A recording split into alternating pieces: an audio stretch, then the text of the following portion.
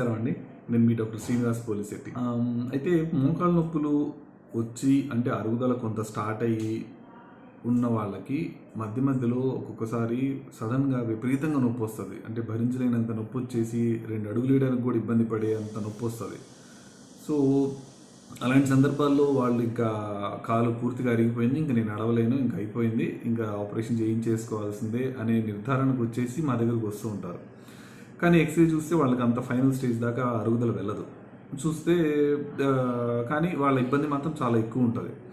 So ఏం జరుగుతుందంటే ఇప్పుడు మోకాళ్ళు అరుగుదల మొదలైన తర్వాత అంటే జనరల్గా ఇది అరుగుదల అనేది ఒక 55, 50 దాటిన తర్వాత 60 దాకా వచ్చే వయసు ఆ ఏజ్ వాళ్ళకి వస్తూ ఉంటుంది. సో జనరల్గా ఏమవుతుందంటే మోకాళ్ళలో గుజ్జు అరగడంతో పాటు మోకాళ్ళ మధ్యలో మెనిస్కస్ అని రబ్బర్ కుషన్ లాంటివి ఉంటాయి.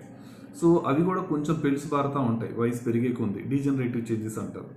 సో వాటి డ్యామేజ్ కూడా కొంత ఉంటుంది. సో ఇట్లా ఆల్రెడీ అరుగుదల స్టార్ట్ అయిన తర్వాత కొంచెం ఎక్కువ నడవడం వల్లనో, అనుకోకుండా మెట్లెక్కి దిగడం వలన, కాలు కొంచెము పెడగా వేయడం వలన నడిచేటప్పుడు ఇలాగ ఏదో కారణం వల్ల మెత్తగా ఉండే ఆ కుషన్లు కొంచెము బ్రేక్ అయ్యే ఛాన్స్ ఉంటుంది అవి లోపల మోకాల లోపల. సో అలా బ్రేక్ అయినప్పుడు సివియర్ పెయిన్ వస్తుంది, చాలా తట్టుకోలేనంత నొప్పి వస్తుంది. కానీ ఎక్స్రే పరంగా చూస్తే పూర్తిగా అరిగినట్టు కనిపించదు. సో ఇలాంటి వాళ్ళకి నేను చెప్పేది ఏంటంటే మోకాలు నొప్పి అరిగడం మొదలైన తర్వాత అప్పుడప్పుడు ఇలా నొప్పి సివియర్గా బాగా విపరీతంగా నొప్పి పెరగడము, మళ్ళీ తర్వాత దాని అంతటికి అదే 4-5 రోజుల్లో తగ్గిపోవడం సాధారణం. సో అలా నొప్పి వచ్చిన వాళ్ళు ఫస్ట్ ఒక 5 రోజుల పాటు నొప్పి ట్యాబ్లెట్స్ వేసుకొని వీలైనంత వరకు రెస్ట్ తీసుకొని కాలికి ఐస్ పెట్టుకొని ఐస్ అప్లై చేసుకుంటా ఉంటే చాలా వరకు ఒక 4-5 రోజుల్లో ఈ పెయిన్ సెటిల్ అవుతుందండి. అంత ఇబ్బంది నొప్పి అయితే కంటిన్యూస్గా ఉండదు. సో ఒక 4-5 రోజుల్లో సెటిల్ అవుతుంది. 4-5 రోజులు సెటిల్ అయిన తర్వాత మళ్ళీ ఎప్పుడో కొన్నాళ్ళకి మళ్ళీ ఇంకొకసారి ఇలాంటి ఎపిసోడ్ వచ్చే అవకాశం ఉంటుంది. సో ఈ పెరగడము అప్పుడప్పుడు పెరగడము తగ్గడము అనేది ఇది అరుగుదలలో భాగంగా చాలామందిలో జరుగుతుంది.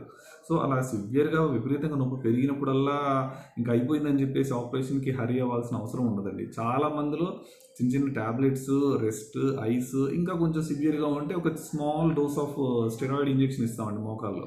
దాంతో చాలా వరకు కంట్రోల్ అవుతుంది.